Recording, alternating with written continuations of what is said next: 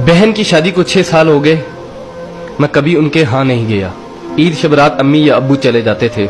एक दिन मेरी बीवी मुझसे कहने लगी कि आपकी बहन जब भी घर आती है उसके बच्चे घर का हशर नशर कर देते हैं, और आपकी माँ जो हमसे चुप चुपा कर कपड़े, साबुन और कभी कभी को चावल के थैले भी भर के दे देती है।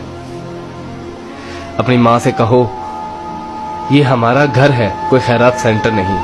मुझे ये सुनकर बहुत गुस्सा आया कि मैं अपने घर का बहुत मुश्किल से गुजारा कर रहा था और मेरी माँ सब कुछ मेरी बहन को दे देती है।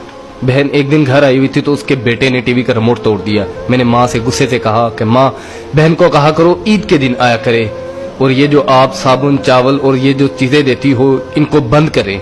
माँ चुप रही, लेकिन बहन ने ये सारी बातें सुन ली। 4 बज रहे थे, बच्चों को तैयार किया तो बहन ने कहा कि भाई मुझे बस स्टॉप तक छोड़ आओ। मैंने झूठे मुंह कहा बहन रुक जाती कुछ दिन। बहन मुस्कुराई और बोली नहीं भाई, बच्चों की छुट्टियां खत्म हो रही हैं, मुझे जाना है।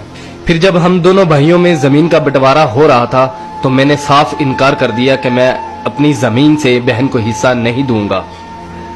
तो माँ ने कहा कि बेटी का भी तो हक बनता है। मैंने गाली देते हुए कहा जो कुछ भी हो जाए मैं बहन को हिस्सा नहीं दूंगा। मेरी बीवी ने भी बहन को बुरा भला कहा, वो बेचारी खामोश थी। बड़ा भाई अलहदा हो गया और मेरे बड़े बेटे को टीबी हो गया और मेरे घर के हालात खराब हो गए।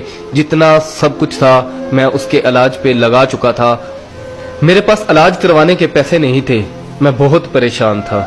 लाखों रुपए लगा चुका था और भूख सर पे थी। परेशानी की हालत में कमरे में बैठा शायद अपने हालात पे रो रहा था। उसी वक्त मेरे घर में वही बहन आई। मैंने गुस्से से बोला ये आ गई मनहूस। मैंने बीवी को कहा कुछ तैयार करो बहन के लिए। बीवी मेरे पास आई और कहा कोई जरूरत नहीं गोश्त और बिरयानी बनाने की। फिर 1 घंटे बाद वो मेरे पास आई। भाई परेशान हो? बहन ने मेरे सर पे हाथ फेरा, कहा बड़ी बहन हूँ तुम्हारी, गोद में खेलते रहे हो, अब देखो मुझसे बड़े लगते हो। फिर मेरे करीब हुई और अपने पर्स से कंगन निकाले और मेरे हाथ पे रख दिए और आहिस्ता से बोली पागल तू एवं ही परेशान होता है, बच्चे स्कूल थे, सोचा दौड़ते दौड़ते भाई से मिल आऊं। ये कंगन बेचकर अपना खर्च करो और अपने बच्चे का इलाज करवाओ। शक्ल तो देख जरा तूने क्या हालत बना रखी है। मैं खामोश था, बहन की तरफ देखी जा रहा था। बहन ऐसा से बोली किसी को मत बताना, तुमको मेरी कसम है। मेरे माथे पे बोसा दिया और 1000 रुपया मुझे दिया जो 150 के नोट थे, शायद उसकी जमा पूंजी थी। मेरी जेब में डालकर बोली